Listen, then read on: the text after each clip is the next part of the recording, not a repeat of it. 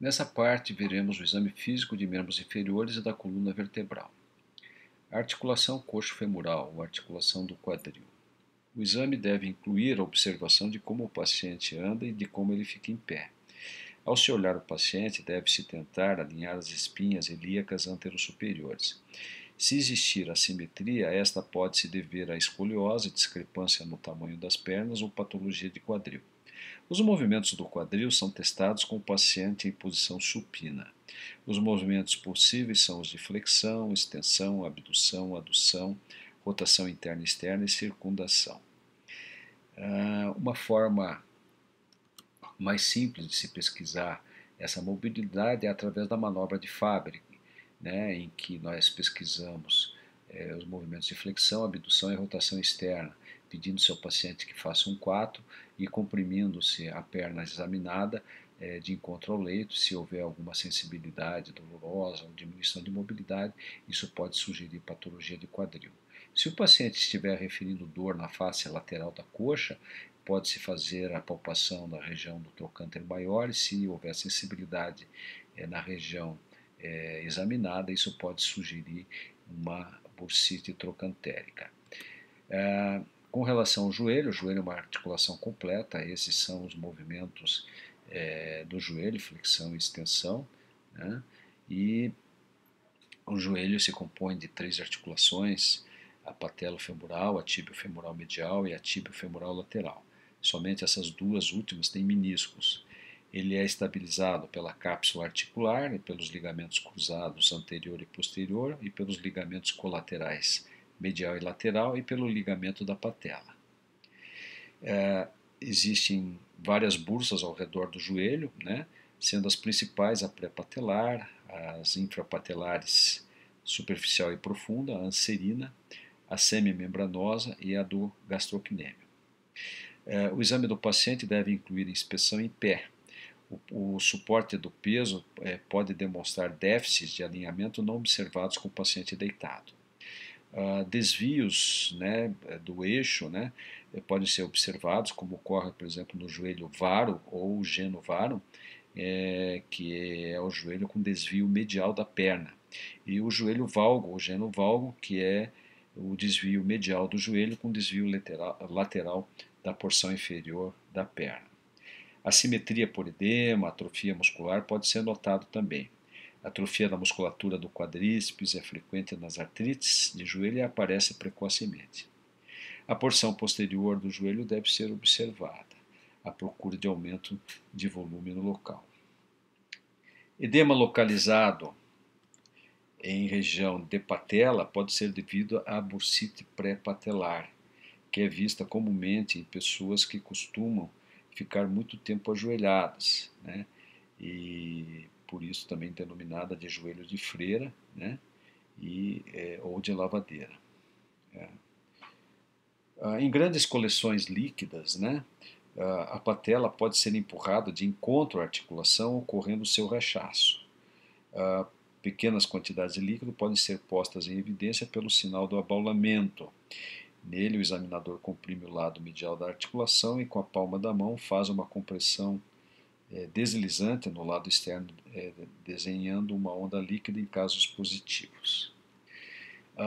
A instabilidade de ligamentos pode ser posta a descoberto aplicando-se o estresse em varos ou valgos e pelo sinal da gaveta.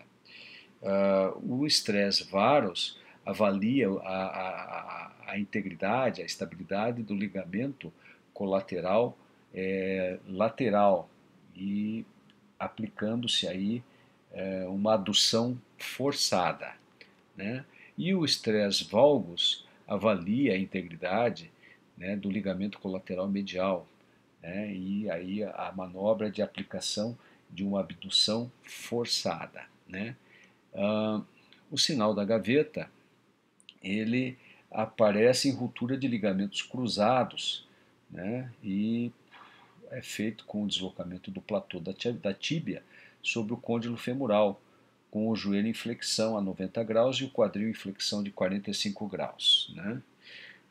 Se houver ruptura do ligamento cruzado anterior, Então teremos aí uma folga de movimento para frente, abre a gaveta. Se for uma ruptura do ligamento cruzado posterior, teremos uma folga de movimento para trás, fecha a gaveta. Em caso de suspeita de lesão de meniscos, deve-se procurar estalidos e ruídos secos durante a extensão da articulação, além de sensibilidade ao longo da linha articular. Sintomas que sugerem esta patologia são sensação de entrave, a mobilização do joelho e dor local.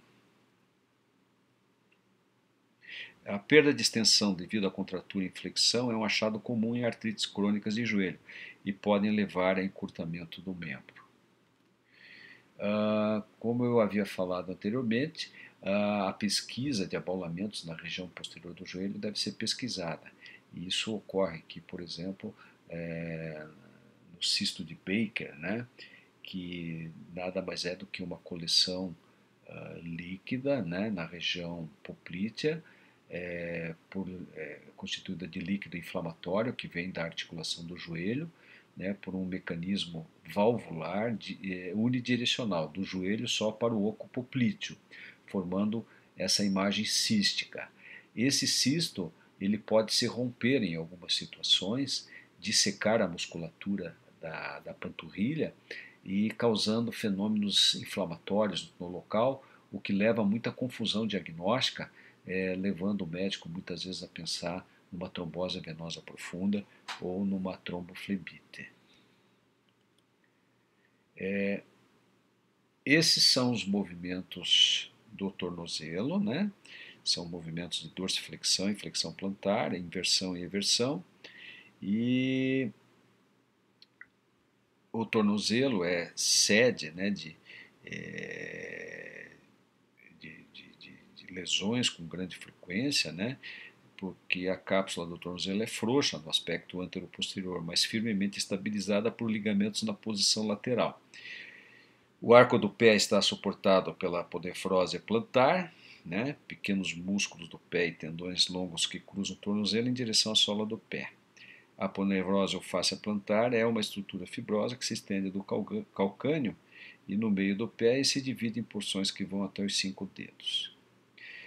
A área próxima de inserção da aponevrose do calcâneo está particularmente sujeita a efeitos de reações inflamatórias e traumas, sendo comum a formação de esporões, como veremos mais adiante. O tendão de Aquiles é sítio de lesão com relativa frequência em esportistas, principalmente, né? E a palpação dolorosa do tendão de Aquiles leva à suspeita de uma tendinite do tendão de Aquiles.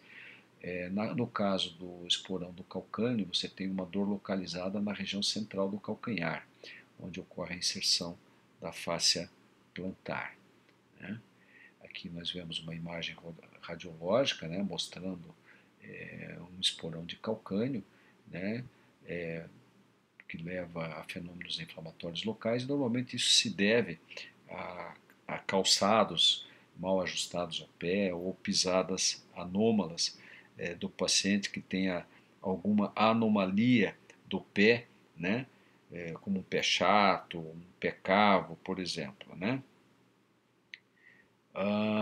Outras anormalidades do pé também podem ser encontradas, como é o caso do pé equino, que é formado por contratura do pé em flexão plantar. Ocorre frequentemente por contratura do tendão de Aquiles e é frequentemente encontrado em pacientes que são confinados ao leito. Temos outras deformidades dos dedos dos pés, como por exemplo o hallux valgus ou joanete, né? O dedo em martelo é outra também deformidade.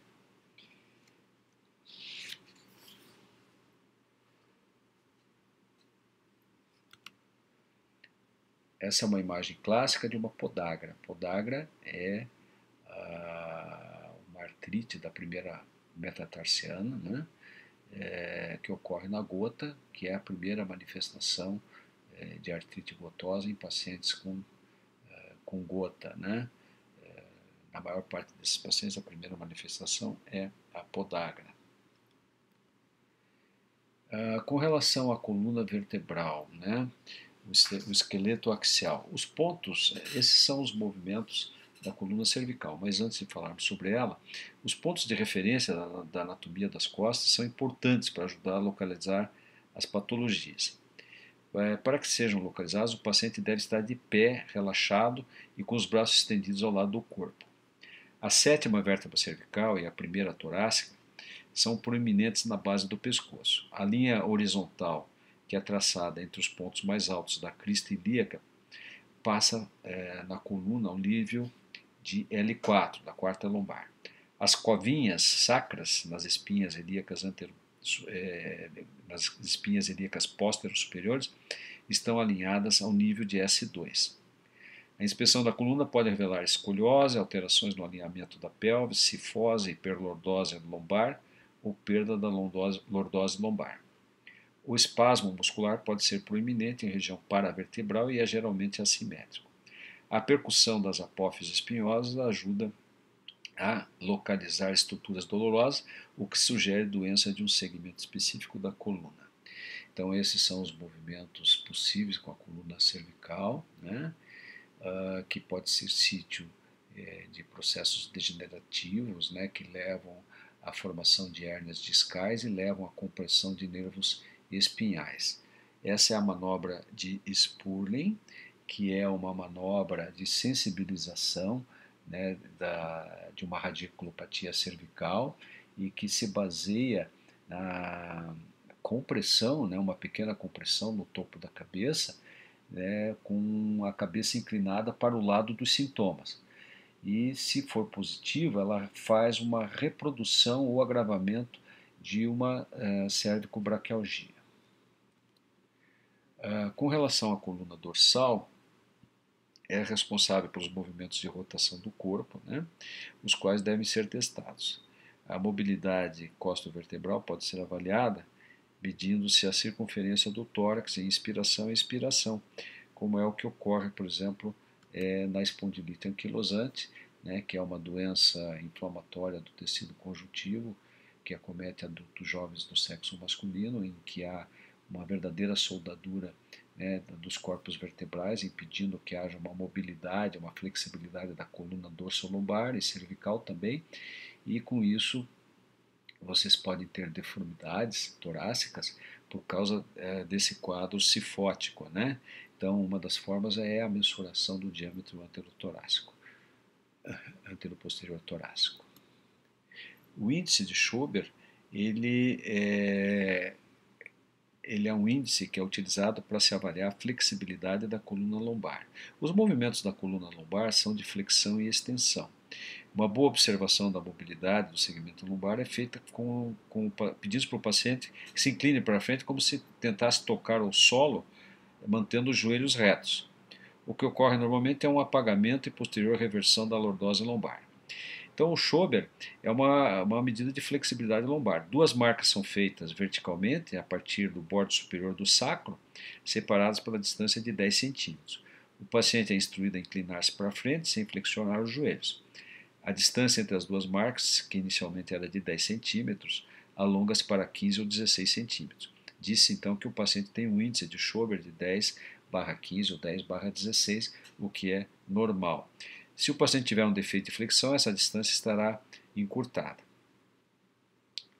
Tanto na coluna cervical como na coluna lombar, o exame só será completo quando a avaliação neurológica de membros inferiores e dos membros superiores seja feito, né? Isso ajuda muito, auxilia muito na localização da raiz nervosa pinçada.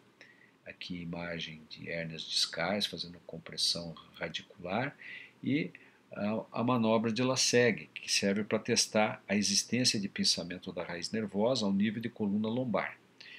Nessa manobra, procede-se ao levantamento de uma das pernas, estando o paciente deitado.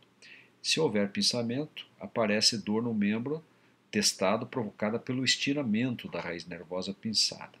Um teste positivo tem o seu valor aumentado quando a dor é agravada pela dorsiflexão do tornozelo ou aliviada pela flexão do joelho, o que também é chamado de contramanobra de Lassegue.